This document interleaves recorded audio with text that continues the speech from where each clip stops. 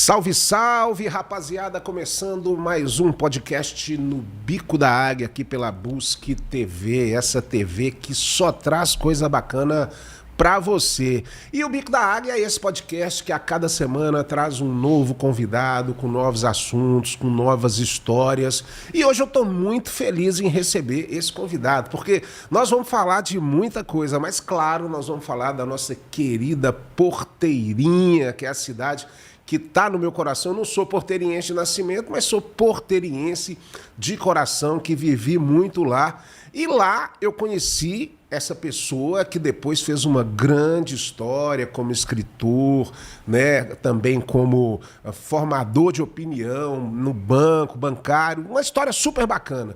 Quem nós estamos recebendo hoje aqui é o meu querido amigo Itamauri Teles. Tudo bem, Itamauri? Prazer em estar te recebendo aqui no Bico da Águia, cara. O prazer é todo nosso, André. E bom dia a você e aos telespectadores. É sempre uma honra estar aqui conversando, mostrando um pouco do nosso trabalho. Com certeza, Itamauri. Mas antes da gente começar a falar de você, a gente precisa falar da sua origem, né? Que é uma história super bacana, que tem a ver com a história, né, de Porteirinha, que é a nossa querida Dona Palmira, centenária, que está viva ainda, né, Itamauri? Viva. Fala um pouquinho dessa sua origem lá em Porteirinha, centenário, e o Geraldo Teles também, seu pai. Pois é, meu pai é que é um porteiriense, né, de Quatro Costados lá. O pai dele foi quem fez a emancipação da cidade, né? Ele era um velho tropeiro, conhecia todo o território de Gramogol, de onde Porteirinha se emancipou. Sim. E foi ele que mandou uma carta, um ofício para o governo, né, o governo de Minas, na época Benedito Valadares, propondo a emancipação de Gramogol, mas tudo em sigilo, porque Gramogol não queria emancipar Porteirinha. Queria, né? é verdade. Gramogol centralizava tudo, né? Porteirinha era do município de Gramogol. Gramogol. Né? Então ele fez tudo isso. Então a minha origem paterna, né, toda de Porteirinha, inclusive o fundador do município de Porteirinha, né, o Filogônio Teles de Menezes. Sim. E meu pai casou-se com minha mãe lá em 1942, depois de minha mãe ter se formado normalista. Mas sua mãe não é de Porteirinha? Ela é de Montes Claros. Ah, de Montes Claros. Eu morava ali na Praça Coronel Ribeiro, nasceu na Praça Coronel Ribeiro, onde era um chalezinho ali ao lado do antigo Hotel São José. Que foi demolido. Que foi demolido. A casa da minha avó também, do meu avô, demolido também. Então ela nasceu ali e aos 18 anos foi para Porteirinha. Que loucura, lá encontrou meu pai. Ela foi ser a primeira professora do curso primário, do quarto ano primário em Porteirinha. História. Lá só havia até o terceiro ano. É verdade. Aí ela chegou para ser a Aquela primeira... casa que fica ali na Rua do Centro, que tem um G, ali sempre foi a casa de vocês? Sim. Ali era o lugar mesmo de vocês, não, né? Não era naquele formato. Né? Aquele formato, quando eu devia ter uns 6, 7 anos, meu pai fez uma reforma e fez aquela frente, né, com o GT, que é o Geraldo Teles, isso, né? Isso. É uma marca de ferragado mesmo, ele botou lá. Não, coisa do norte. Ele era muito criativo, né? E a casa era uma casa velha, com 2 portas e 8 janelas, né? Ia da Rua Quintino Bocaiúva até a praça, onde há o cinema. O terreno ia até lá. Gente, pegava tudo ali. Tudo. Então. Depois tá doido. Foi desapropriado para fazer a praça, uma parte. E depois ele acabou vendendo os lotes voltados para a praça e ficou só para cá, né? É história, mas eles estão lá há muito tempo, né? Sua mãe mora na mesma casa lá? Mesma casa. Que coisa. Está ficando mais aqui em Montes Claros, que ela está com 103 anos, gente, quase 104. Que bênção. É lúcida, né? Que bacana. Vai sempre a Porteirinha. Quando fica aqui muito tempo, ela começa a ficar assim meio triste. Aí tem que levar para a Porteirinha. Aí ela vira outra pessoa. É interessante, né, cara? Gosta de sentar lá na porta e as pessoas passam. E o interessante da família deles, eu não sei, você vai me confirmar aqui, que todos os filhos começam com I. Eu não sei se procede, mas que eu me lembro, ó, Itajaí, Itamauri, Iraci, quem mais? Ítalo. Ítalo. E Laci. São 11 com I. Por que isso, cara? É viagem do seu Geraldo? É que eu tinha um apelido de Iozinho, né? Iozinho. Rapaz. Eu acho que ele gostou do I. E aí mandou a prole, foi toda em... Irani, Itamar, Yolanda, Itajaí, Iraci. Era sempre uma mulher e uma mulher. Yolanda é com I também. É com I. Não é com Y. A gente imagina que é com Y. Havia foi até homenagem a uma marca de cigarro que tinha na época, né? Yolanda, mas era com Y, né? Era. Mas ela foi registrada. Inclusive, a Yolanda, eu aproveito aqui para mandar um grande abraço para um amigo meu, assim, de 4 costados, que é seu sobrinho, que é o Carlos Lindenberg, o Beguinho, que mora, acho que agora em Brasília de Minas. De Minas. Grande Beguinho. Eu quero trazer aqui uma hora para ele contar umas mentiras aqui pra gente, né, Beguinho? Eu acho que seria uma boa entrevista, um bom bate-papo. Beguinho é um cara maravilhoso, cara. Tem muita coisa pra Mas contar. a família de vocês, a gente tem uma amizade muito grande e, assim, realmente a participação de vocês ali em Porteirinha foi uma coisa assim decisiva, não só seu pai, como vocês, né, como protagonista ali em cada um na sua área, no seu momento. Você fica em Porteirinha até quantos anos? Você estuda ali ali João Alcântara, escola normal, você fez aquele processo João Alcântara, fiz João Alcântara, depois o processo de havia admissão ao ginásio, né? Sim. Fiz lá essa admissão, aí fui para a escola normal, que era o ginásio normal oficial de Porteirinha, tem um apelido de escola normal. Havia lá da terceira, quarta e quinta série formava-se um professor. Então lá depois do ginásio, mais um ano, você recebia um título de professor. Mas um professor... Eu tenho uma memória, Atamaria, assim, tão bacana de Porteirinha, porque eu cheguei, nós não somos de lá, né? Meus pais médicos chegaram lá em 1974, e eu, criança, também tive essas experiências de estudar no João Alcântara, de estudar na escola normal. E é impressionante como essa memória ela é viva na minha cabeça. Eu tenho um grupo de WhatsApp que a gente reúne esse pessoal dessa época. É aquele pessoal que você olha e lembra o nome da pessoa. Às vezes, a colega meu de faculdade de Belo Horizonte, eu não lembro o nome dele. Mas esse período de Porteirinha foi muito forte.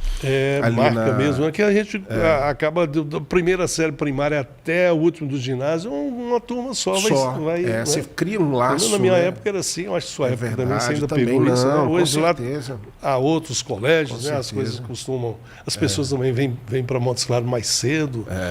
Naquela época, então, a gente tinha lá apenas até a quarta série. Tinha também um curso de técnico-contabilidade, mas eu preferi... grau já tinha que vir para cá, né? Eu preferi vir para cá logo assim que eu terminei o curso ginasial. Primário. Lá na escola normal. Sim. Primário e o ginasial. Fiz lá. Aliás, ambos muito bons. E até hoje bons. Porque os professores lá da escola normal eram dentista, padre Rocha. O padre Rocha foi meu professor. Pois é. Magela foi meu professor. Professores excelentes. Excelentes, né? Dessa época. Doutora Zanotti, que era mulher de doutor Arnaldo. Do Zanotti bioquímica. Bezerra. Ela não é da minha época, não. Ela é uma Maria mais velha que eu um pouquinho. Zanotti Chateaubriand Bezerra, de Chateaubriand. Então uma turma muito boa, né? É verdade, não, demais. O doutor Arnaldo também dava aula de português. Foi meu professor, história, o grande doutor Arnaldo. Tiné foi meu professor. Tiné, advogado, quer dizer, é uma turma boa, né? Uma turma muito boa. Pessoal que se dedicava, né? E Porteirinha com isso aí se destacou muito, né? A juventude lá, por ter tido lá a oportunidade de ter o Banco do Nordeste desde 1958. Aquilo dali, de certa forma, gerou um impacto, na juventude porteirense a vontade de ser bancário. É verdade. Era uma cidade muito voltada para o algodão, muito para a agricultura. Era. Quando chegou o Banco Nordeste, as pessoas engravatadas e tudo, a pessoa se vê assim, gostaria de ser um bancário, né? É verdade. Muita gente, a sua família, muita gente tem essa tradição de bancário, né? Tem. Na minha casa nós somos 4, né? 4 bancários. E ali em Porteirinha, no Banco do Nordeste, segundo eu fiquei sabendo, a cidade que mais deu funcionário para o Banco Nordeste no Brasil. Olha só. Porteirinha. Porteirinha. Interessante. Hein? E o Banco do Nordeste está lá firme, do mesmo lugar, mesmo esquema. Só tem um foi problema. Bem no mesmo lugar, né? Já foi em outros lugares, né? Já, foi ali na praça do Mercado Velho, onde é o Centro Cultural hoje. Depois foi para a Prefeitura. E da Prefeitura. Então ele é bem antigo em Porteirinha mesmo, né? Era ali onde era o armazém do Juraci. Sei. Então, quando foi criado o Banco do Brasil, o Banco Nordeste estava ali, foi para a Prefeitura. e o Banco do Brasil se instalou no mesmo local. Aí depois o Banco do Nordeste fez a sede. Hoje o Banco do Nordeste já há muitos anos, né? Ele fica com um prédio muito bacana ali na Praça Odilon Coelho, mas que tem um problema. Toda festa que tem em Porteirinha, os caras acham que o lado do banco é banheiro. Aí, moço, você passa ali, você pô banheiro químico nas festas aí de Porteirinha, porque eu moro na Olegário Maciel lá no fundo. Quando eu tô indo lá pra casa, você tem que passar praticamente. Mas hoje Porteirinha tem uns banheiros excelentes, nível internacional. Na praça? Na praça, na barragem. Na barragem. É coisa assim É verdade. Granito. É verdade. Granito. Eu fiquei impressionado quando eu fui ao banheiro da Praça Odilon Coelho. Quando estava no início, eu não sei se eles continuam mantendo, mas eu falei, cara, isso aqui é um banheiro de hotel.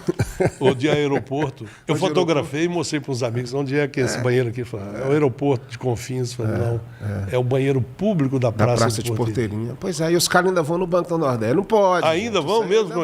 Ainda vão. Ah, não brinca. Aí não dá. Aí é complicado. Isso é mal Mas Porteirinha está tendo umas festas agora muito grandiosas. Eu tive agora recentemente, lá na época do São João, cara, a praça completamente enfeitada, muito bonita, e uma multidão nas ruas, assim. E eu não conheço ninguém. Eu passo assim, eu olho assim, eu falo assim, cadê o povo que eu conheci aqui em Porteirinha? Porque às vezes você tem que procurar naquelas mesas ali centrais, eles ficam por ali. Você acha, né? Mas, cara, eu tenho grandes amizades ali, pessoas maravilhosas. E com certeza, até hoje, assim, eu tenho, né? Assim, você ainda volta lá, né? Volto porque minha mãe mora lá, né? Meu pai, depois que ele faleceu, ela mora lá, então quase sempre eu tô lá. E meus filhos também gostam muito de lá. E a gente tem um carinho grande, porque com certeza a Porteirinha ela tem toda essa coisa que está presente, né, na nossa história, no coração. Falando em Porteirinha ainda, depois de falar um pouco para falar um pouco da sua história, Porteirinha sempre foi forte dessa coisa da política, né, Itamauri? Você lembra de histórias interessantes dessa época da política? Lioba, Gabiroba e não sei o quê. E o que você pode contar um pouco disso aí? Tem uma que eu até já escrevi, né, sobre isso.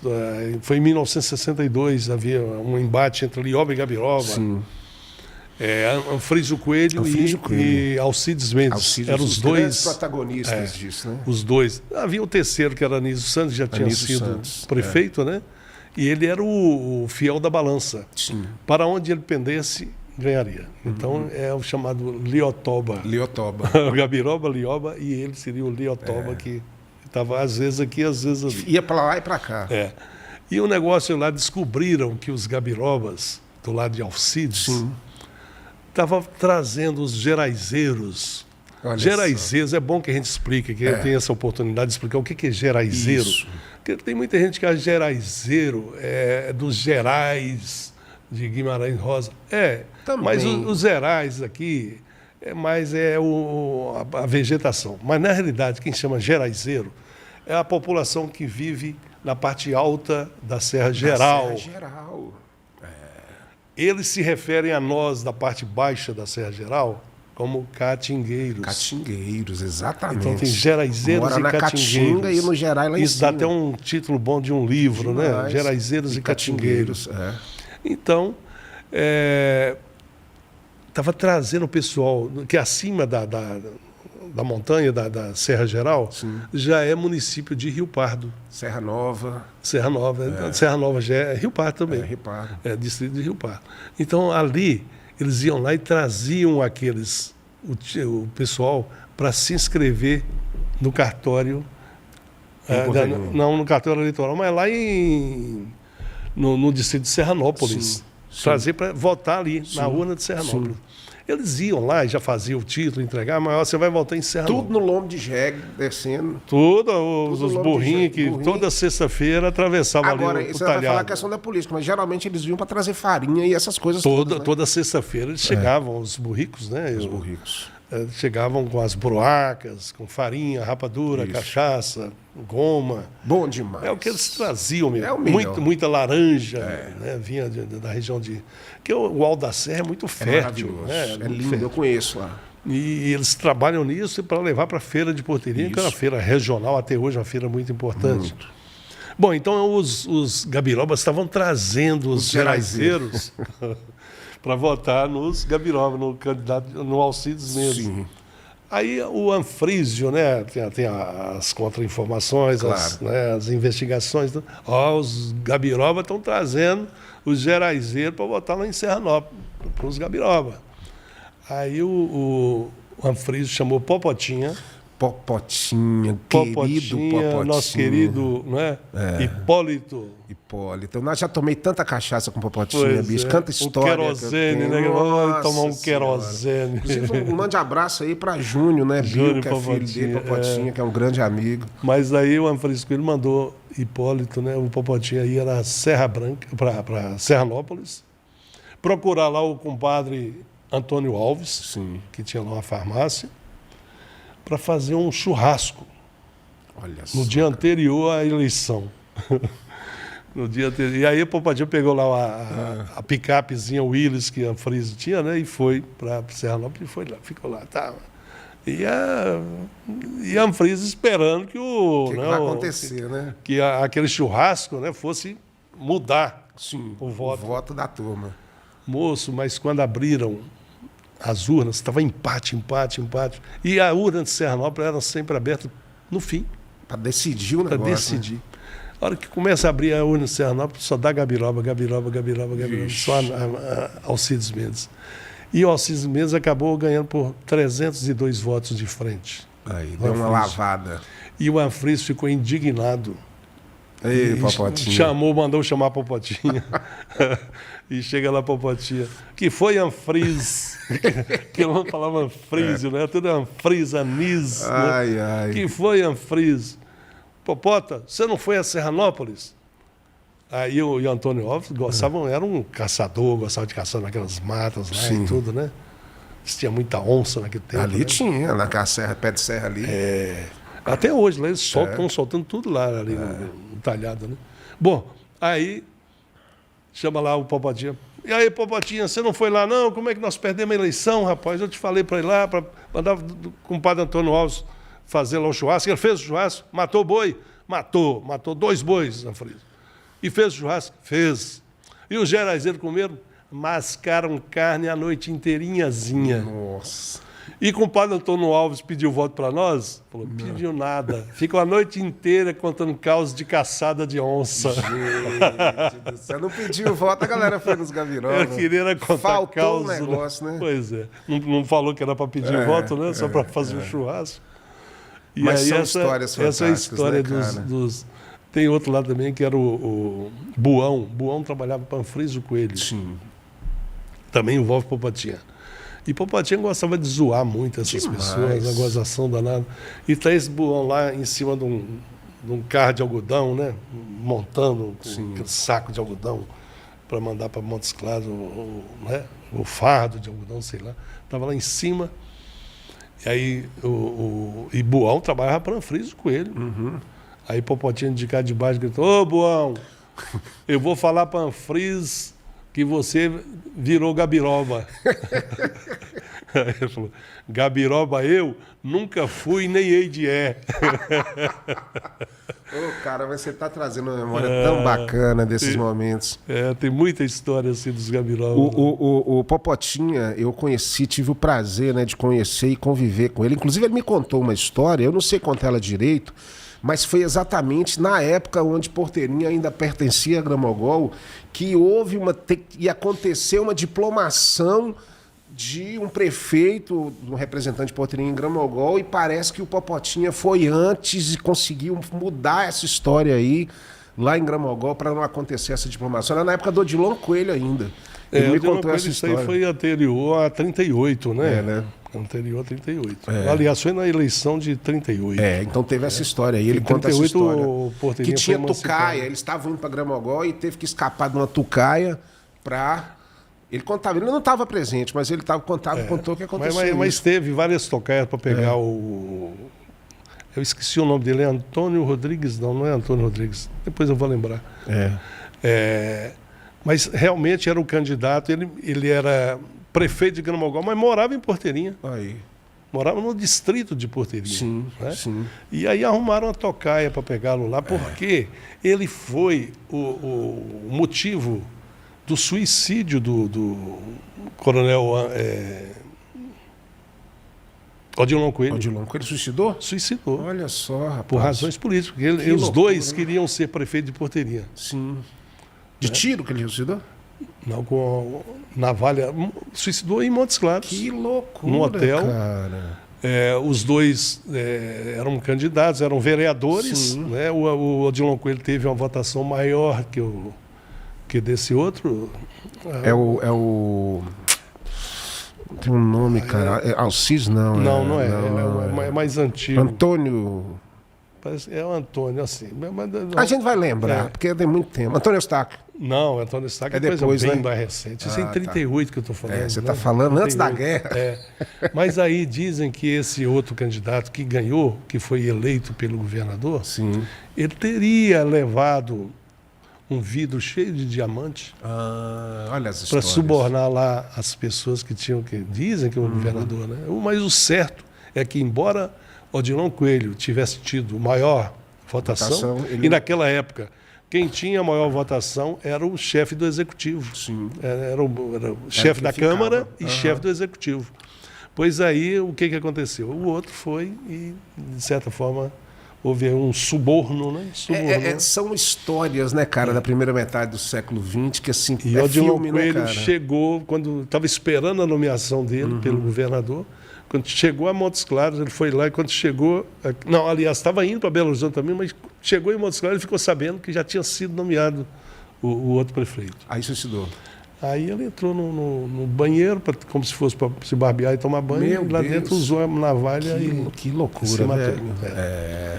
É uma história... Nós estamos em Porteirinha graças a Anfriso Coelho. Porque meu pai, ele chegou muito novo para trabalhar no hospital como médico. E Odilon era o pai do Anfriso. O pai do Anfriso, exatamente. E meu tio, não sei se você lembra dele, ele faleceu agora recentemente, José André Coimbra. Sim, ele casado foi com Terezinha. Ele é violeiro, bom demais, mas foi promotor de justiça lá em Porteirinha. Só que Porteirinha é aquele negócio, você estava de um lado ou de outro. Então ele era do lado de Anfriso, era dos Lioba. Casado com a sobrinha de Anfriso. Terezinha. Aí levou o papai, você quer vir pra Porteirinha, trabalhar, recém-formado e tudo. Aí chegamos, lá não tinha nem luz. 1974. A gente morava ali naquela casa, em frente à Escola Normal, na rua Zenote Bezerra. Sim. Aí o que acontece? Você chegou, você é Lioba, você já gerou o ódio dos Gabiroba, porque o negócio é igual essa polarização que nós tivemos aqui. Então, o início foi muito difícil para o papai, que ele entrou no meio de um fogo de tiroteio ali, que ele não sabia o que fazia e tudo, até entender o que estava acontecendo e tudo mais. Era época de Doutor Binha, de não sei o que lá mais. Então, é uma história forte. Eu me lembro da eleição em Porteirinha que houve o Anfrísio contra o Wilson Cunha, que o Anfrísio perdeu, que ele era super favorito. E aí o Wilson Cunha ganhou essa eleição. Apoiado pelos Gabirobas. Apoiado pelos Gabirobas, eu me lembro. E por Anísio também. E por Anísio. Dona Ronilda, esposa de doutor Adir Pinheiro, que era compadre do meu pai, que foi prefeito lá também. Essa imagem não sai da minha cabeça. Eu cheguei na porta do Clube Social. Clube, inclusive, precisa voltar de Porteirinha. Tu falar com seu irmão lá em Itajaí para resolver, que isso é uma história que... Uma coisa sem fim. Estão querendo vender o clube lá. Aí Dona Ronilda falou assim, virou. Aí a apuração era feita no clube. Aí eu chego lá na casa, ensino a farmácia de Adir. Anfriso virou, só que era fake news, não tinha virado nada. Quem ganhou foi o Wilson Cunha, né? É interessante também que os colégios lá eram politizados também, né? A escola normal era dominada pelos Gabirobas. E o ginásio Eugênio Pacelli era os Liobas, né? Então havia... Que a Dona Lucy foi a primeira diretora e ficou lá bem uns 20 anos. Lá. Eu me lembro, eu estudei lá nessa época. Mas depois houve uma perda da política, botaram... E aí, assim, acho que acaba que o Wilson Cunha que quebrou essa polaridade, né? Porque assim, ele ficou muito tempo lá, e aí depois veio Zé Bonitinho e não sei o quê. Aí disse que é o tal do Panelão, que já era contra, virou outra polarização. O Wilson Cunha era o chefe dos Gargantões. Né? E o Zé Bonitinho era do Panelão, que juntou todo mundo para derrubar o Wilson Cunha. E que o Panelão era o Lioba e o Gabiroba juntos. Não era? Exatamente. Era a junção dos dois. Porque você vê que política você não pode, né? Assim... Não, Lioba juntou Anísio com Alcides, né? Sempre aí. Aí faz o Panelão. É coisa que já existia antes, né? Sim. E talvez até parte dos Liobas também apoiaram o Wilson Cunha. Que foi uma Uma vitória muito bonita dele. Né? Foi reeleito. Foi reeleito, muito tempo. Ele fez a história dele como deputado. Ele elegeu depois o Tião do Posto. Tião do Posto. Foi eleito deputado federal. E depois... E aí depois vem entrando outros momentos nessa política, né? Que assim, não tem mais essa polarização, mas a política, você sabe que essa última agora, o Juracy ganhou por 11, 12 votos, uma coisa assim, muito... próximo, né? E houve um apagão lá durante a... Né? Nossa, é cada história, né? Mas assim, o que a gente espera, na verdade, até porque a gente não mora lá mais assim e tudo, é que as pessoas realmente façam pela região e pela cidade, né? Porque é uma cidade assim que tem um potencial gigantesco de talentos. A gente brinca aqui, por exemplo, eu sou de Porteirinha, você é de Porteirinha, estamos aqui participando de um podcast em Montes Claros, mas igual a gente tem várias pessoas aí destacando aqui na sociedade, fazendo coisas interessantes e tudo, porque a cidade ela tem essa carga assim, intelectual bacana e a gente quer que continue. Porteirinha também tem muita gente, veio muita gente para cá, né? Mudou para Montes Claros. Eu vou até contar um caso, né? Que eu fui. Não, nós estamos aqui para contar casos. Eu fui alvo disso, né? Estava sentado ali na Cristal, quando ainda tinha Cristal. Me lembro demais. Nós tínhamos ali uma mesa que era só de escritores, né? A gente até denominou esse grupo de Sociedade dos Poetas Quase Mortos. Quase Mortos. E eu estou ali, Perereca, Haroldo Lívio, Zé Luiz, Petrônio Braz. Só gente turma boa. A maioria já Reginaldo Silva, já passou por andar de cima. E eu estou ali, eu estava numa mesa até só, assim, eles ali e tal, porque eu sentei lá e chegou um cara com uma garrafa de cerveja. Era sábado de manhã. Falou assim, será que eu posso me assentar aqui só para não tomar cerveja sozinho? Eu falei, pode, fica à vontade. Sim. Daí a pouco ele fala assim, e Belo Horizonte? Eu falei, o que tem em Belo Horizonte? Ele falou assim, cidade boa, né? Falei, Belo Horizonte é o que há, né? Eu morei lá há muito tempo e tal. Aí ele toma mais um gole. E Uberaba? O que tem em Uberaba? Cidade boa, boa, tá. E Juiz de Fora, e assim vai. Depois de 5 minutos, perguntava. A hora que tinha perguntado Uberlândia, Uberaba, Juiz de Fora, deu um tempo, e aí virou assim. Agora, Janaúba, Porteirinha, Mato Verde, Monte Azul, Espinosa, não vale nada. Não vale nada. Porteirinha, por exemplo, está tomando conta de Montes Claros. Olha para você ver, está tomando conta de Montes Claros. Wilson Cunha, Almir Antunes, Major Santos. Tudo. Não sei quem lá, mas Edgar Santos. Itamaury Teles. Me incluiu no meio. Falou, eu não sabia nem que você estava lá. Eu falei, eu não sei se ele está me gozando, se ele me conhece, o que é isso. Aí eu saí, quem é essa pessoa, Perereca? Ele falou, é um funcionário do Banco Nordeste. Olha só. Não vou falar o nome dele, porque ele já até faleceu.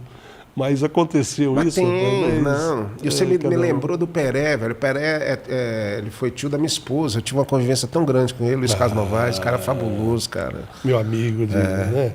Eu, quando cheguei para cá, eu fui estudar no Colégio São José. Sim. E ele estava no Colégio São José e nós fundamos um dos primeiros jornais estudantis. Aliás, o único daquela época, né? Não foi o primeiro, não, já teve Jornal do Estudante e tal. Mas chamava O Caveira. O Caveira? Chique, velho. E nós fundamos, eu e ele, éramos os fundadores e diretores, revisores, tudo. Era um jornal bibliografado. E dali depois nós mudamos para a Escola Normal. Eu passei na seleção do Jornal do Montes Claros para ser repórter. Eu fui sair da empresa que eu trabalhava e fui trabalhar no jornal como repórter. E aí, depois, dali, nós continuamos com o jornalzinho. E acabou que eu levei o Peré, depois do jornal, eu fui para o Diário de Montes Claros. E no Diário eu levei ele para trabalhar. Ele fez uma história maravilhosa. Foi quando ele começou. Quer dizer, nós tivemos o mesmo início no jornalismo, no jornal estudantil. Sim. Depois eu consegui entrar primeiro que ele no jornal, que foi uma seleção. Eu nem sei se ele fez, não deve ter feito, não. Ele era craque. Não tinha faculdade para jornalismo. Não. Era autodidata. A galera o jornalismo naquela época era isso, né? Inclusive eu tenho registro profissional, porque eu já sou de uma fase anterior aos cursos e tudo. Perfeito. Né? Aí eu fui fazer. Ele tinha a Fátima Moura Imperial, que foi o personagem dele, que já soltou muita coisa aí. Ninguém sabia que era ele, né? Poucas pessoas sabiam, né? Mas era muito legal isso aí, o Grande Peré. Ele, inclusive, quando eu lancei o livro Urubu de Gravata, Sim. ele publicou lá. o jornalista e escritor Itamaury Telles, lançando o seu livro Urubu de Gravata, em homenagem a um conhecido coronel. Aí eu falei, mãe, como é que faz uma coisa dessa comigo, né? Aí eu tive que mandar uma carta, né, para eles lá na redação, para Fátima Moura Imperial, falando que o livro não se trata de homenagem a nenhum coronel, e sim é uma história que aconteceu na minha cidade, onde de fato nós colocamos uma gravata no urubu. Então, foi no Porteirinha isso, né? Porteirinha. Essa história. Como é que conta essa história rapidinho do urubu de gravata? Essa história é bacana, eu conheço essa história. Que eu já até falei aqui do Banco do Nordeste. Chegou lá em 58 e tal. E a partir de então, aí, de volta e meia, a gente achava uma gravata velha lá, assim, solta lá pelas ruas, né? E pegava e ia para o Matadouro antigo, que era ali na saída para o Guará. Já fui muito lá de bicicleta. Mas não é esse que você conheceu, não. Ah, lá no Guará? Ali já era o segundo, mais à frente, né? Tá. Esse era bem ali, perto da casa que Zé Bonitinho morou, o pai de Zé Bonitinho, bem ali, por ali perto, sabe? No chamado Brejão. Brejão, conheço. Então, era ali. Então, toda quinta-feira era dia de matar gado. E era uma diversão que a gente tinha. Vamos lá ver, vamos lá, aquele terrível, movimento. Cara, aí aqueles boiadeiros descendo na rua Belo Horizonte. Você morou na rua Belo Horizonte? Eu moro, né, na Olegário Maciel. O Olegário Maciel, paralela. É que minha irmã morava na Yolanda. E ela tinha muita amiga de São Paulo, não sei, então era vizinha de muro. Carlos de muro. Carretão. Isso. Então, por ali passava o gado que vinha da região de Serra Branca. Para o matador. Mas trangido lá por vaqueiros e tudo. Aquele gado. De vez em quando tinha umas vacas brabas descendo correndo, né? Descia com aquele tapa-olho. Tapa cara lá que tem, né? Corre que a vaca é brava. A vaca é brava. Isso aí quebrando, derrubando tamborete, banco, né? Que é aquela rua. Todo mundo senta no banco à tarde, cheio de banco, tamborete, né? E o som do carro de boi? Sábado de manhã descendo. Esse som é uma coisa que tá na minha memória, cara. Mas aí levava aquilo ali nas quintas-feiras e era dia de matar, era normalmente à tardinha. A gente ia para lá antes do jogo, do treino do Mackenzie, que era quinta. Sim. E ficava ali, em cima do coisa, vendo laçarem lá o boi e arrastar para dentro da sala de matança. Eu já assisti isso, cara. É terrível esse negócio. É terrível, né? Dá uma cacetada na cabeça do boi, depois fura ele. Não, mas lá amarrava o boi lá num tronco, né? Pelo chifre, amarrava. Era um sacrifício, né? Mas a gente ficava ali, ó, pra você ver que programa, né? Programa. Eu já fiz esse programa. Aí tem gente que fala, mas como é que coisa horrível? Não, é tradição. É como lá na Espanha, né? Eles exatamente. Toreiam um boi lá, depois a gente não achava nada demais na época. Nada demais. Mas hoje você vai contar, que absurdo. Terrível, Você gostava disso? Mas não é gostar, não, é o que tinha pra gente ver. Não é? Exatamente isso. É uma cultura local, então você já acostuma com aquilo. Tem uma imagem, tá, Maurício? É como matar passarinho, né? Todo mundo tinha um estilinho no pescoço matando passarinho. O funcionário do matador puxando, porque hoje em dia eles aproveitam até o berro do boi, nada se perde. O cara puxando aquele sangue grosso do boi que caía para um ralo e um rodo assim de sangue, e aquele sangue ia para o ralo. Tinha um bueiro ali, e aí ali no meio ia pedaços de carne, coisa, né? E os urubus ficavam ali, se refestelando desses fatos e bofes ali, aquele água encarnada lá. Então. E nós o que fizemos? Nós arrumamos uma tarrafa. Sim. Não, primeiro foi um anzol. A gente queria pescar, pescar urubu. No urubu, bicho. Jogamos lá, acho que a chumbada, que tem brilho, eles não se arriscaram a bicar, não, sabe? Sim. Aí nós arrumamos uma tarrafa, a hora que eles estavam ali, entretidos ali Jogou a tarrafa e pegou o bicho. Jogamos e pegamos um.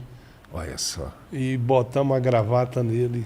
E soltou? E soltamos esse urubu. Esse urubu saiu desengonçado ali, danos rasando pela cidade. Conseguiu voar com a gravata e tudo? Voa. Lá era muito comum isso. Para acabar aquela pasmaceira, né? A cidade devia ter 2, 3 mil habitantes. Era bem pequenininha. E aí o urubu rodando, urubu de gravata, e o povo legal, gritando. Então a história é essa, sabe? Eu contei isso, aí cito os protagonistas, que era Deoclides Alves, lá, o Quidim, Dernovádio.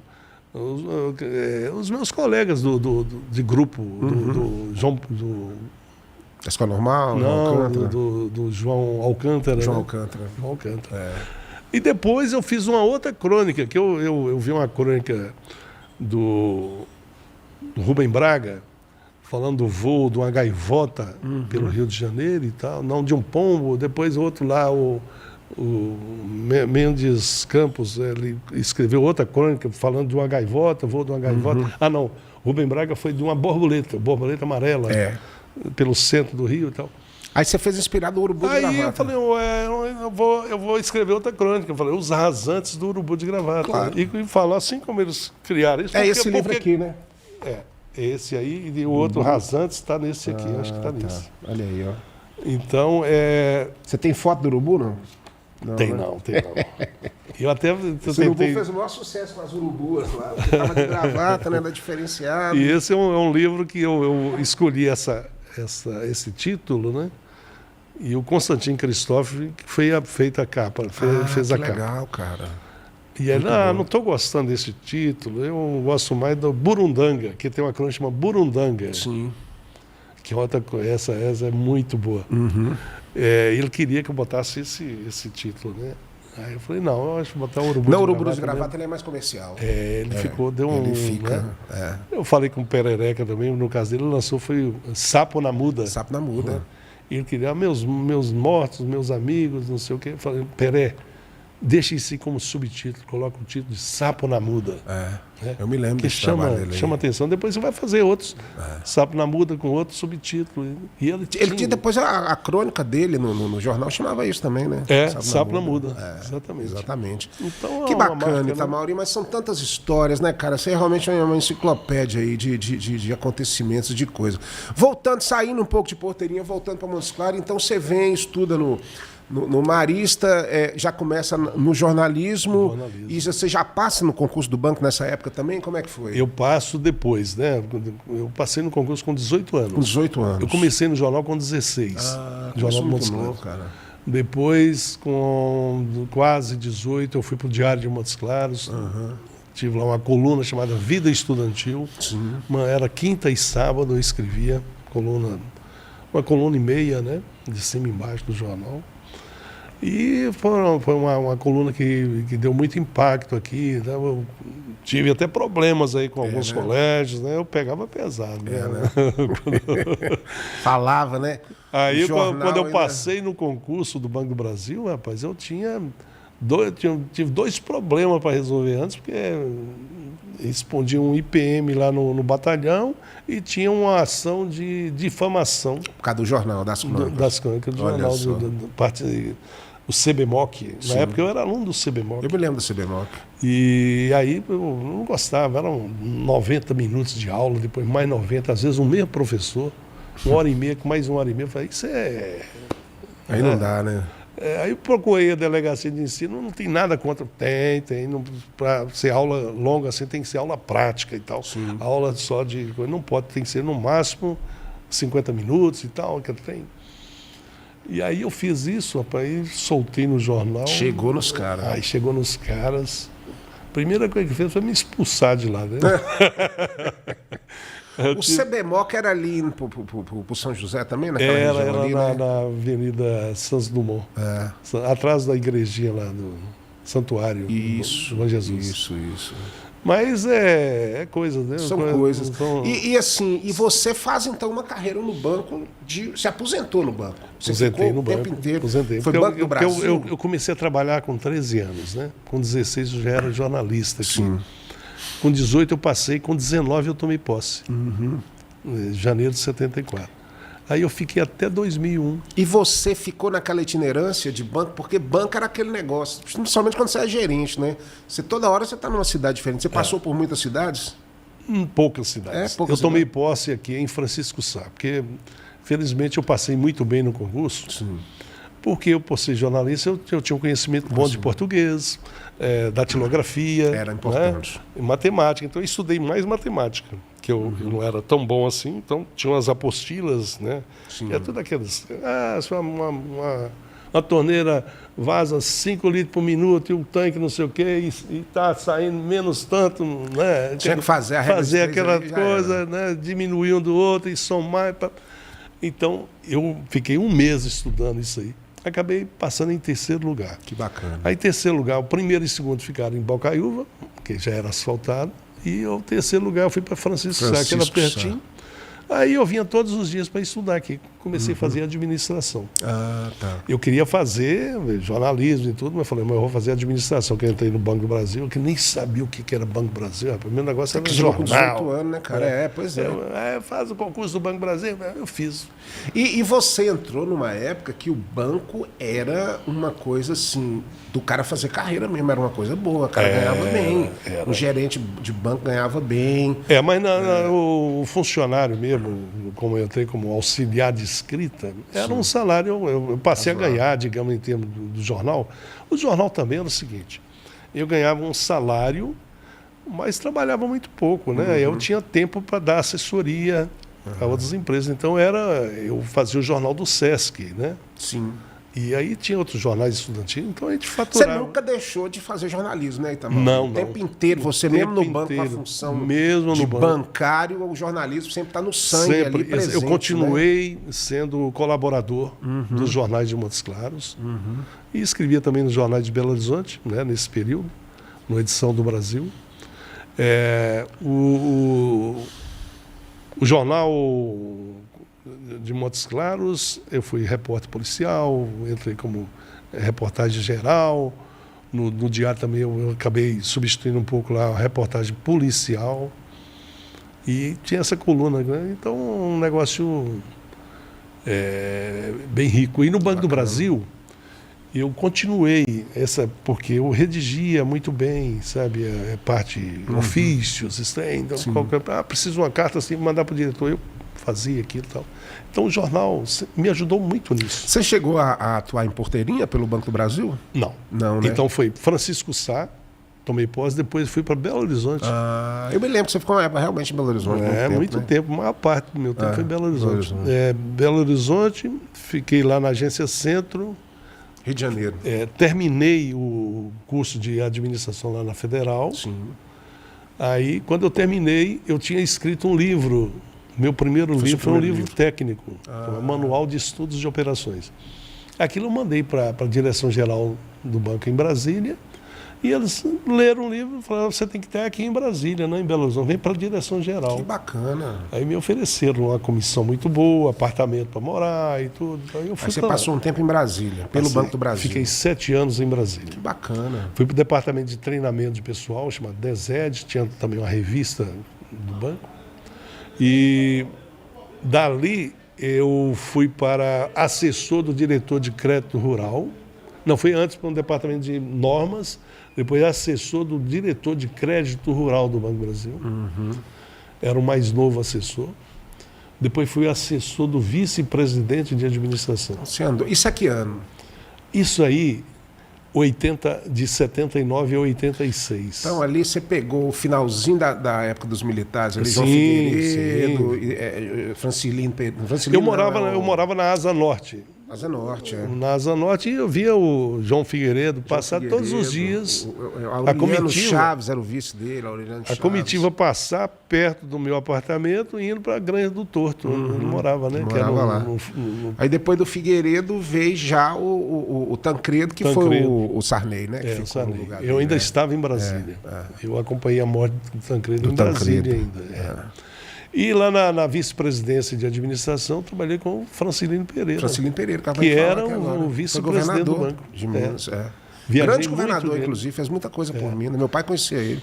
Eu era o assessor direto dele e assessor de imprensa também. Né? Porque ele chegou no Banco do Brasil, que é um político, né? Sim. E ele ficou impressionado com um cipoal de siglas. Dentro do aspecto. Imagina o que é um Banco do Brasil. Chega um cara, vice-presidente, às vezes substituiu o presidente do banco. Pois é. Então ele precisava de alguém com muito conhecimento do banco técnico, e da direção geral. Para falar as coisas certas, né? Aí ele me convidou. Então foi uma experiência muito grande, né? Conviver com essa galera aí. E conviver com ele, eu aprendi muito com ele. É um político muito esses hábil. Políticos à moda antiga, né? Porque parece que tinha assim um certo requinte, um certo glamour, uma certa classe. Aí você pega o próprio Tancredo, que a gente citou, o Ulisses Guimarães, aí você tem... São homens sérios, você não vê nenhuma história de corrupção. O Francilino Pereira, né? Assim, o Aureliano, Itamar, Francilino, não vê nenhuma história de corrupção vinculada. Assim, dessas, igual a gente vê recentemente aí. Pra você ter uma ideia, eu atendia lá também pessoas do interior de Minas, né, que iam lá, por amizade por ele, né, pedir para ver como é que... Cooperativa, tem uma cooperativa da cidade de Minas aí mesmo, foi lá, cooperativa de leite. Tinha laticínios e tudo. E foi lá, falou: Itamaurí, atende esse pessoal aí. Eu atendi e tal. Resolvi o problema deles, de crédito lá, que eles estavam, né, agilizei para eles. Sim. Aí, uns 15 dias depois, eles chegaram lá com 2 pacotes, quer dizer, de 1 quilo de queijo mussarela. Doutor Itamaurí, que lá todo mundo é doutor. Doutor Itamaurí, isso aqui é para o senhor, e esse aqui é para o doutor Francilino, faça o favor de entregar ele. Aí eu peguei aquilo, fui lá entregar o doutor Francilino, o pessoal da cooperativa de tiros, né? Mandou entregar aqui, ele olhou, aí ele falou assim: Itamaurí, queijo é a única corrupção que eu aceito. É mineiro, né, cara? Você vê, o Piauí já tinha... Né? Mas essas lembrancinhas, isso aí, essa é sempre uma coisa muito comum do sujeito mais simples. O meu pai, o que ele já ganhou de coisa como médico, assim, o cara levava um frango, levava um queijo, levava um negócio, que é a forma como essa pessoa... Eu não considerei corrupção isso, é a forma como ele tem de agradar aquela pessoa. É coisa de gente do interior, né? E em Francisco Sá, onde eu tomei posse, era muito comum chegar alguém lá assim com 5 quilos disso, daquilo, um frango. E se você nega, você está causando uma falta de respeito com ele. Aquilo ali é uma coisa que você tem que agradecer e aceitar. Ele está demonstrando que ele foi muito bem atendido, está grato, e você não pode. Itamaurí, a gente está chegando na reta final, porque você sabe quando esses papos acontecem assim, com gente que você conhece, você vai contando casos, e o trem rompe que o tempo passa. Vamos falar um pouquinho desses livros seus aqui? Sim. Aqui nós falamos do Urubu de Gravata. Esse aqui, Noturno para Sertão, é um livro de crônica também? Também, todos de crônica, né? Todos os 4. Esse aqui, o conceito tem muita coisa jornalística nele também, sabe? E você fala sobre tudo, sobre suas experiências de vida, sobre o que você observa, o que te motiva. O cronista é aquele ser que olha detalhes, né? Às vezes a gente está aqui no mesmo ambiente, eu vejo uma coisa, ou né, que... Você está falando, eu não vi isso, não, mas é a percepção. Esse é o olhar do cronista, é o olhar do cronista. De achar coisa interessante. Esse aqui, o Dos Prejuízos, tem um título interessante, hein? Isso aí... Isso aqui é de quando, cara? Isso aí deve ser de 2006, deve ser de 2008, aqui é 2010. Tem uma abelha aqui, não? É uma abelha que é doce, né? Tá fazendo mel, né? Tá. Justamente aí É verdade. Isso aí é do sítio, né? Que nós temos aqui no Pental. Eu tenho aí com 2 amigos. Nós compramos um terreno lá. Que bacana. E botamos o nome de Doce Prejuízo. Liobas e Gabirobas. Essa crônica aqui é interessante, hein, cara? É mais ou menos, nós já falamos mais ou menos do que se trata, algumas coisas aí dentro. Pô, que legal, viu, Itamaurí? E como é importante. Mas o Doce Prejuízo também eu falo que Doce Prejuízo é escrever livro, assim, autoral e por conta própria, né? Eu estou achando até que esse aqui é um dos primeiros, a capa está um pouco... Bom, mas é um doce prejuízo escrever, mesmo não tendo lucro. Sim. Entendeu? A gente faz lucro, mas o meu lucro não tem valor. Mas sabe o que acontece? Mede, né? A gente... O reconhecimento, tipo... O Urubu de Gravata foi indicado para o vestibular da Unimontes. Pois exatamente. Indicado, eu acho assim, eu que sou segunda edição e faço canções e arte também, eu acho que a gente não faz no sentido de eu vou fazer isso para ganhar dinheiro. Você faz para fazer e deixar registrado o que você faz, entendeu? Assim, porque se fosse para fazer para ganhar dinheiro, certamente você faria outra coisa, outro tipo de música, outro tipo de escrita, outro tipo de... Isso aí, viu, André? É como você, é um músico, compositor, que eu sei, um bom compositor, você me manda muita coisa, eu gosto muito. Assim é o escritor, assim é o poeta. quando vem a coisa, fica aqui dentro, você tem que falar.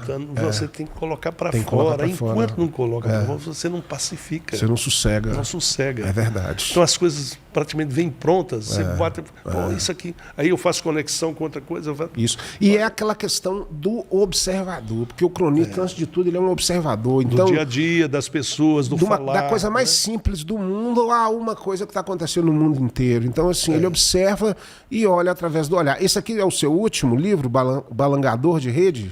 A gente não costuma falar o último, né? Esse é o mais recente. O mais recente, é verdade. O último aí acaba a história, né, velho? Não dá. É porque depois dele já lancei mais 2 outros. São 170. De crônica, né? Aí, de crônica, esse é Me fala uma coisa, que eu estou escrevendo um livro, cada página de A4 dá 2 dessa aqui, porque eu já escrevi mais de 100 páginas, então quer dizer que eu tenho 200 páginas do meu livro?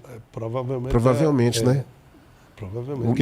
Eu normalmente, as minhas crônicas são de uma lauda e meia, um A2, né?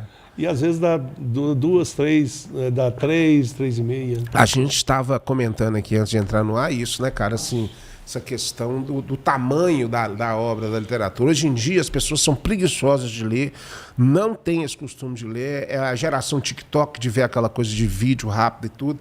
Então, para você pôr um livro para ele gerar mesmo, não pode ser muito grosso, né? Ele tem que ter ali suas 200 páginas, 100 e poucas ali, porque senão o cara vai até desistir, né? E crônica é coisa de jornalismo, né? De jornalista. Sim. Porque o jornalista, ele se acostuma a escrever em um determinado espaço.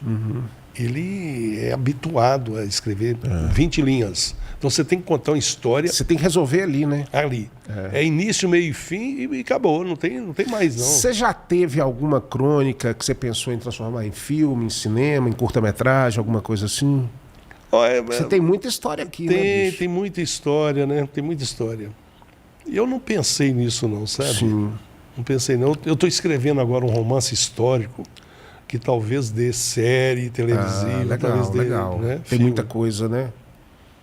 É chamado Trabucadas, na época que a lei no norte de Minas era a base do trabuco, né? Trabuco é a espingarda, né? Uma arma antiga, né? Um trabuco. Eu acompanhei recentemente um projeto que você participou, muito interessante, histórico, aqui em Montes Claros, onde você conta a história do famoso atentado que houve envolvendo a dona Tiburtina e o vice-governador é vice-presidente, né? Vice-presidente da República, que na verdade é Melo Viana, gerou uma imagem muito negativa para nós aqui do norte de Minas, porque não tinha internet, então era no boca a boca a história ali. E realmente foi uma confusão muito grande aquilo ali, né? Foi uma confusão muito grande e, na realidade, falar que foi estupim da Revolução de 30. De 30. O estupim da Revolução de 30 foi o assassinato de João Pessoa. Sim, João Pessoa, exatamente. Esse aí que foi o grande estupim.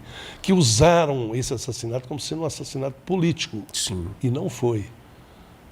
Foi problema conjugal lá. Conjugal, né? O nome não é bem conjugal, porque o nome foi uma chifração mesmo, alguma coisa nesse sentido. Havia ali... O João Pessoa provavelmente estava com a mulher. Estava com a mulher do outro cara lá e... De uma outra capital do Nordeste. Então usaram isso aí e o corpo de João Pessoa rodou por esse simbólico, Brasil, né? E a Revolução de 30 colocou Getúlio Vargas ali depois. Ele seria o vice de Getúlio, né? Por isso colocou aí e mataram o vice de Getúlio. Não, na verdade, desde 29 já teve a briga lá dos paulistas lá, do Washington Luiz, com aquela coisa toda, que veio combinar ali para 30, a né? briga é porque era política café com leite, né? Era um político de Minas, outro de São Paulo. E aí eles iam romper. Não, rompimento. Aí surge o Getúlio Vargas. Então essa daqui aconteceu aqui em Montes Claros foi meio que uma tentativa de colar aquilo ali como se fosse o início da Revolução, porque foi um atentado, porque né? quem fez isso, quem falou que foi estupim de 30 foi o Chateaubriand. Sim.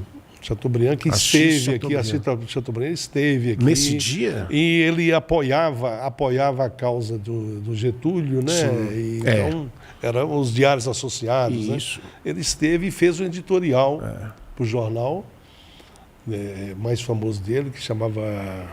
Dia não, gente. O jornal. O jornal. Era o jornal. Circulava no Rio de Janeiro. E aí isso aí, né, mudou um pouco o enfoque, né? Mas o que aconteceu exatamente aqui? E dona Tiburtina, o que aconteceu exatamente foi que eles vieram aqui para um suposto encontro do algodão e do cereal, mas eles queriam fazer política mesmo, né? E já tinha divisão política aqui em Montes Claros. Já tinha a divisão política dos conservadores com os liberais, né? Sim. Aliança Conservadora e o outro é liberal. Os conservadores eram do Dr. João Alves. João Alves. Ali da Praça ele morava ali onde é o Automóvel Clube. E o pessoal chegou na Gare da Central e estava descendo a Avenida Francisco Sá em direção a uma casa do correligionário deles. Mas sabiam que tinha um encontro ali dos opositores, dos apoiadores do Dr. João Alves. Sim. Ao invés de descer, eles entraram na Dom João Pimenta e caíram. Meio que afrontou na frente dos caras. Entrou ali, já chegou jogando foguete e teria jogado um rojão que atingiu o doutor João Alves, começou a colocar sangue pelo ouvido. Nossa. Mas eles já estavam esperando esse ataque, porque já havia chegado aqui um trem aí só com trabalhadores daquela indústria aí, dos Dolabella, ali em Engenheiro Navarro. Eu sei, de açúcar ali. E vieram armados. Malvina. Centenas de pessoas e tomaram já conta foi da pronto, cidade. né? Já vieram preparados, então já houve uma preparação. E o lado contrário sabe de tudo, né? E aí eles se prepararam. E a dona Tiburtina, como é que ela defender. entra nessa história? Ela entra porque ela que... Ela é ex-mulher do João Alves. A mulher de João Alves. Ela que, de certa forma... Uma baiana que preparou, chegou de fora. se atacar em nossa casa aqui, não, tem que nos defender. E aí atacou. E teve tiroteio e morreu gente. Morreu. Oito pessoas. 8? Então foi um trem. Foi. Moço, isso aí que tinha que fazer um filme com isso aí, essa história aí. Mas isso aqui era comum isso, viu? Era, né? Era muito comum. Em 1918 já houve outra entre os camilistas e os honoratistas, né? A parte camilista da parte de baixo da cidade. Sim. E honoratista ali a parte de cima. É que eu falo das bandas de músicas. Sempre né? essa divisão, né, As cara? bandas de música era Euterpe, que era lá embaixo, ao lado da matriz. E então eles tinham um nome de Strep, em função da banda Euterpe. E a de cima é da União Operária, aqui da rua Bocaiúva, que virou operário, virou Pelados. Os Pelados e os Streps. Sempre precisa disso, né? Eles não é igual água e óleo, não se misturavam, né? É verdade. Houve em 1932, 33 mais ou menos, chegada aí de um comboio da Central, onde estavam os dois chefes antagônicos dentro da Central. E aí o povo ia receber seus líderes, né? Na Gare da Central. Mas aí souberam que isso ia acontecer, pois aí entrou um membro da Deus e Liberdade da loja maçônica e pacificou. Então, você é maçom também, eu estava vendo aqui, né? Tem uma experiência muito grande na maçonaria, né? Quase 40 anos. Meu irmão acabou de entrar agora em Manga, na maçonaria lá de Manga. Lá. Vai gostar muito. Ele é irmão de vocês. É isso. E Tamaurí, eu acho que a gente tem que marcar outro podcast, porque eu vou falar com você, cara. Você tinha tanta história para contar ainda, porque se a gente for conversando. Cada conversa a gente lembra do fato. E aí, né? uma hora só de podcast, assim, acaba sendo pouco para conversar com o cara da história, assim, historiador, que tem tanto caos e tudo. Antes de você terminar aqui e fazer a sua despedida, eu preciso falar com você da Personal Jingle. A Personal Jingle é a nossa patrocinadora aqui do podcast No Bico da Águia. Você está andando pela rua, você escuta muito jingle da Personal aí, muitos clientes, atualmente é o Grupo Avelar, a Clínica Olhar de Mãe, a Expo Montes, a Connect TV, a Vox, todos são clientes da Personal Jingle, que é comunicação através da música. Quer comunicar, utilizar a música é a melhor pedida. Então você que tem uma empresa pode conectar aí a Personal Jingle através do nosso site, fazer o orçamento e começar a comunicar através de música, né, Tamaurí? Você já foi candidato a deputado também, né? Fui. Certamente tinha o jingle. Tinha. Você ganhou ou não? Não Ganhou porque não fez o jingle com a Personal. Se tivesse feito o jingle com a Personal, com certeza seria eleito. O Tino Gomes que fez. Então Tino quase eleito. Tino Gomes é um querido amigo que eu quero trazê-lo aqui, com certeza. Meu colega de escola, de tiro de guerra. Nossa, né? Tino, nós temos um grupo que é do Taca. Eu falo que eu já toquei na mesma banda com o Tino. É? Tino é maravilhoso. Na banda do tiro de guerra, tocando tarol. No tiro de guerra, né? É verdade. Tamaurí, obrigado, cara, mais uma vez por sua presença aqui. Papo super bacana. A gente precisa continuar ele num boteco aí qualquer hora, tomando uma cervejinha. Eu gosto muito. Porque aí nós vamos lembrar do Popotinha. Mas eu tenho uns casos pra te contar dele aí, que eu não posso contar aqui não. E na mesa de boteca eu posso. Você sabe que eu tenho 6 horas de gravação com o Popotinha? É mesmo, cara. Antes de ele morrer. eu fui em Porteirinha umas 3 vezes. Que bacana. Parece que ele queria me contar, sabe? Tem tudo registrado. Então você deve saber a história, quando era ele, Aziz e Tinhor, que fizeram um esquema com a Anfris, porque eles estavam precisando de dinheiro para tomar cachaça. Aí ele chegou no carro de Anfris, na caminhonete, bateu na roda assim, ó, Anfris, rolamento, Anfris, é rolamento, vai ter que consertar. Aí a Anfris dá o dinheiro para ele ver se tomar cachaça lá naquela região toda. Saudade demais, cara. Mas ele tem cada caso, cada caso. Nós vamos fazer um depois. Eu, nessa época, ainda morava em Belo Horizonte, eu colocava aquela fita no carro e ele contando. Eu quero ver essa fita, eu cara. rindo sozinho, Passa as pra pessoas CD, passavam bicho. ao lado assim, esse cara tá doido, rindo Não, sozinho. cara, você tem que passar isso pra CD, isso é memória, cara. Eu adoro. Popotinho foi... Agora é pendrive, né? pendrive, eu até comprei um equipamento que você faz tudo, coloca discão, bolachão, LP. A minha despedida de Popotinho, eu tava em Porteirinha, meu pai tinha um jipão na época que a gente andava de pra cima e pra baixo. Aí nós fomos, eu, Popotinha, finado Guilherme Fouet, que é filho de Odilon Forgaita, que faleceu, do irmão dele, numa fazenda que eles tinham lá em Serranópolis. Aí sentamos lá 2 da tarde, saímos meia-noite e tanto, tomando cerveja, contando casos, escutando os casos de Popotinha. Popotinha Quebrar uma, meuzinho. O negócio dele era esse aí, né? Muitos casos. Mas aí fica para uma próxima, no nosso próximo Bico da Águia. Muito valente demais. Vamos fazer um só sobre Popotinha. Só sobre Popotinha. Merece. Ele merece, com certeza. Nós vamos ficando por aqui, gente, com mais um programa no Bico da Águia. Mas na semana que vem vamos trazer mais um convidado super especial só para você. Então, uma boa semana e até semana que vem com mais um no Bico da Águia. Valeu.